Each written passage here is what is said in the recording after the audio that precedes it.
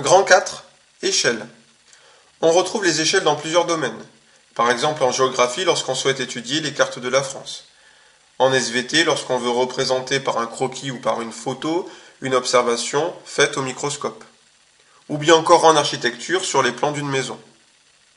Alors les échelles, ça sert à quoi? Bien, une échelle, ça sert à retranscrire des dimensions réelles en dimensions que l'on peut reproduire et mesurer sur le papier. Sur la carte de France, on retrouve l'échelle juste en bas de la carte, sous cette forme-là, mais on peut également la retrouver sous la forme de fraction, comme c'est le cas ici, sur le plan de cette maison. Justement sur ce plan de la maison ici, nous avons ce que l'on appelle l'échelle de la carte. On dit que le plan ici est à l'échelle, cela veut dire qu'il y a proportionnalité entre les distances sur le plan et les distances réelles. Ainsi, l'échelle d'un plan, c'est le coefficient de proportionnalité entre les distances sur le plan et les distances réelles exprimées dans la même unité.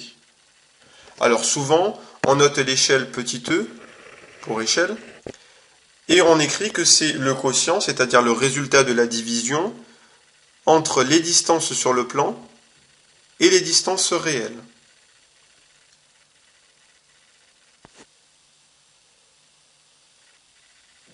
On s'intéresse ici à cette carte de Paris que l'on a trouvée sur Google Maps. On distingue ici en bas à gauche l'échelle de la carte.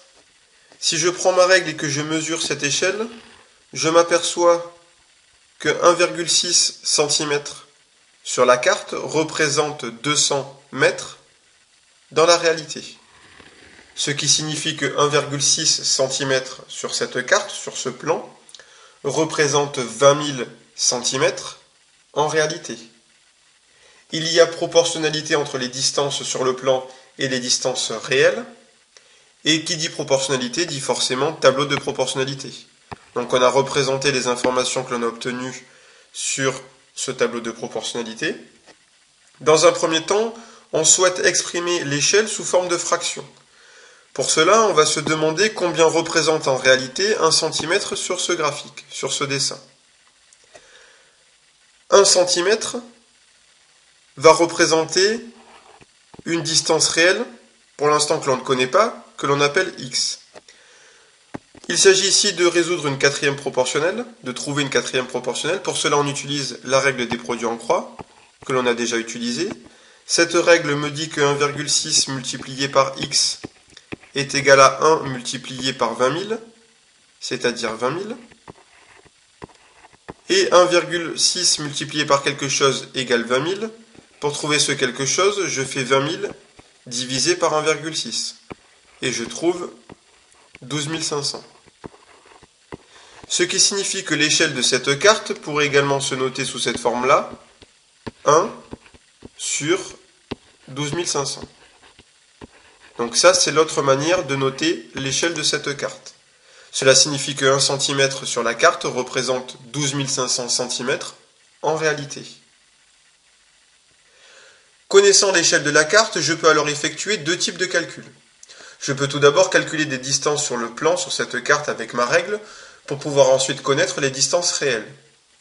Alors on va s'intéresser, nous, à la distance entre l'Assemblée nationale ici et Solferino juste après. Donc je prends ma règle, je mesure cette distance,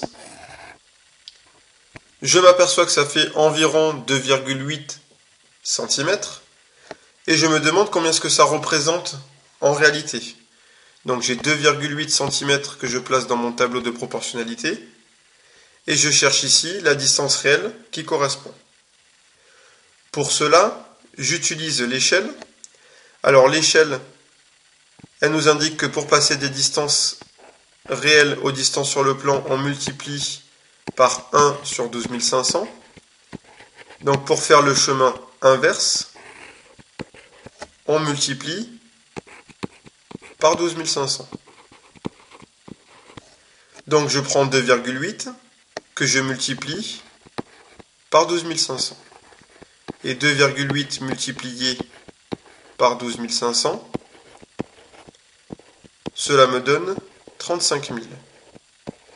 Cela veut dire que la distance entre l'Assemblée nationale et Solferino, c'est 35 000 cm, c'est-à-dire 350 mètres.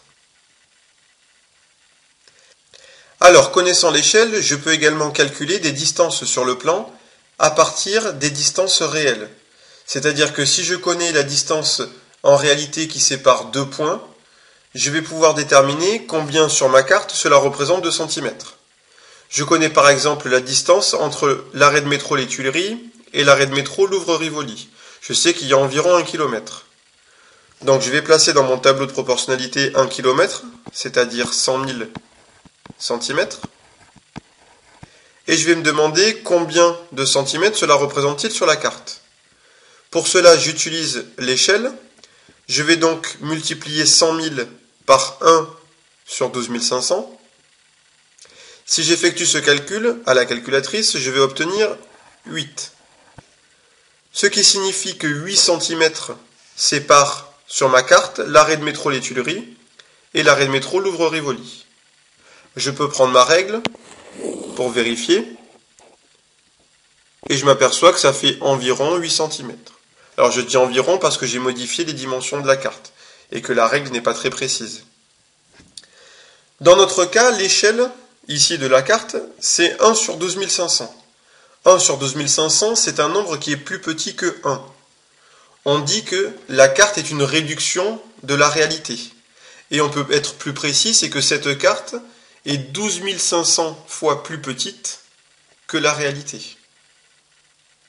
Dans le cas d'une observation au microscope, par exemple en SVT, lorsqu'on souhaite réaliser le croquis de ce que l'on a observé, on utilise souvent une échelle qui est un nombre plus grand que 1. On dit qu'il s'agit d'un agrandissement.